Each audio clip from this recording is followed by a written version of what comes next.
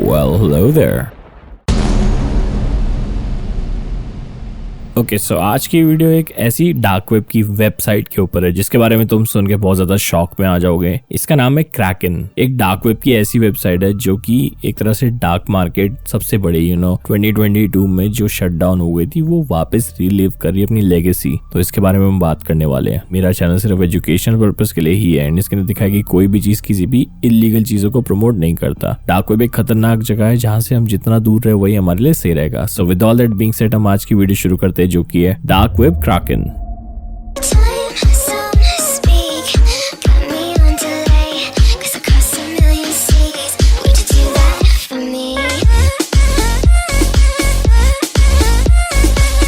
तो एक ऐसी वेबसाइट जो कि रशियन लैंग्वेज के अंदर थी, एक डार्क नेट की मार्केट प्लेस जो कि 2022 में जब शट डाउन हुआ था हाइड्रा का एक और सबसे बड़ी मार्केट थी डार्क नेट की। तो उसके बाद से फॉलो अप चल रहा था इसका एंड इसका कोई भी एक लेजिट क्रिप्टो करेंसी के उससे कोई रिलेशन नहीं है, कोई एफिलिएशन नहीं है। एंड ऐसी खतरनाक जगह जहाँ पर इलीगल ड्रग्स और ऐसी खतरनाक चीजें मिलती है जो कि आज की डेट पे खतरनाक तरीके से चल रही है। एंड कह सकते हैं इसके अंदर बहुत सारे डार्क वेब के यूजर्स भी आते हैं। तो जब ये रशिया और यूक्रेन का सीन हुआ था ना, जो लड़ाई चल रही है इन दोनों के बीच, टेंशन चल रही है, जियोग्राफिकल एंड जियोपॉलिटिकल टेंशंस, तो उस वक्त पे पर्टिकुलरली जो रशिया है उसके अंदर ज्यादा इन्फ्लुएंस था इस चीज का।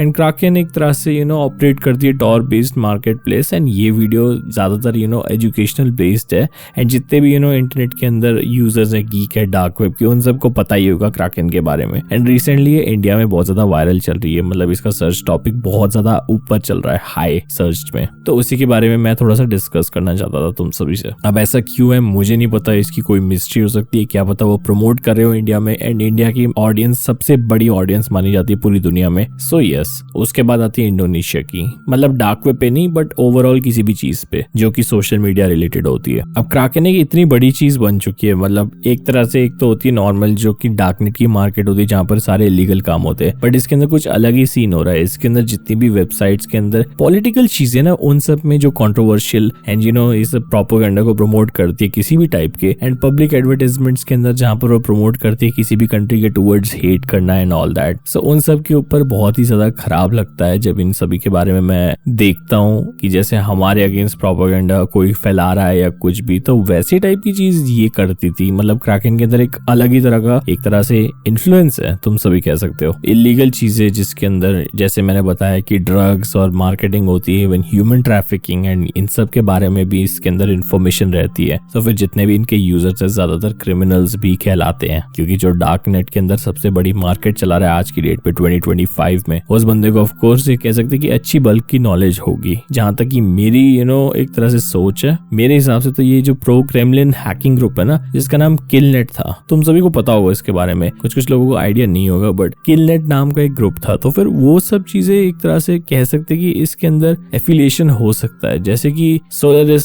अबाउट सोलरिस राइट, उन सभी का किलनेट के साथ है, जिन्होंने सबसे ज्यादा साइबर अटैक्स करे यूक्रेनियन एंड नाटो टारगेट्स के ऊपर। सबसे ज्यादा साइबर अटैक्स किलनेट ने करे हैं। सो वैसी क्रैकन एक तरह से एसोसिएट करती है वे अवे से एक ऐसा फॉरम जो कि प्रो रशियन है, कह सकते हैं। समझ रहे हो ना तुम सभी, जो कि एक तरह से रशिया को प्रमोट करती है। तो इसके अंदर क्रैकन के अंदर ऐसे टाइप के हैकर्स हैं, मोस्टली रशियन बेस्ड है ना, वो बहुत खतरनाक होते हैं, मतलब नेक्स्ट लेवल हैकर्स होते हैं। हमारी ऐसी इन्फॉर्मेशन निकाल लेंगे। ग्रे हैट हैकर कह सकते हैं जिनको, ब्लैक हैट हैकर्स कह सकते हैं। आई डोंट थिंक इनको व्हाइट हैट हैकर्स की जरूरत भी है। इनकी जो यूजुअली ट्रांजैक्शंस होती है मोस्ट लाइकली क्रिप्टो करेंसी से होती है, प्राइमरीली बिटकॉइन जो कह सकते हैं, ताकि तुम्हें एक तरह से अनोनिमस रखे ये लोग एंड इनकी ट्रांजैक्शंस की कोई भी एक तरह से हिस्ट्री ना हो या ट्रैकिंग ना हो। सिक्योर ट्रांजैक्शन करते हैं बट ये सेफ नहीं है, मैं पहले बता रहा हूँ। इन सब चीजों से दूर रहो क्योंकि डार्क नेट की मार्केटिंग है, इसके अंदर तुम्हें हर चीज मिल जाएगी, तुम जो कहो वो मिल जाएगी, एक इंसान तक मिल जाएगा। इसके अंदर ऑर्गन ट्रेडिंग होती है,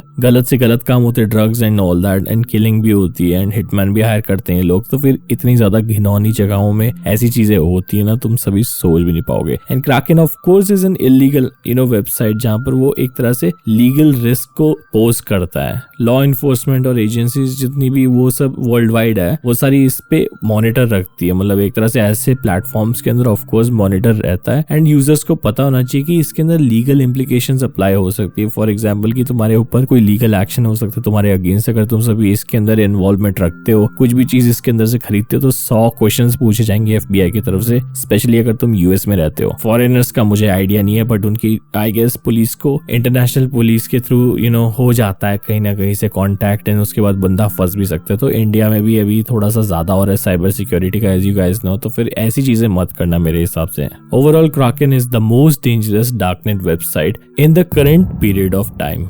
आई होप तुम सभी को वीडियो पसंद आई, और अगर वीडियो पसंद आई तो प्लीज लाइक करना एंड सब्सक्राइब करना मेरे चैनल को। I will see you guys in the next video. तब तक के लिए ध्यान रखिए, सेफ रहे एंड टेक केयर।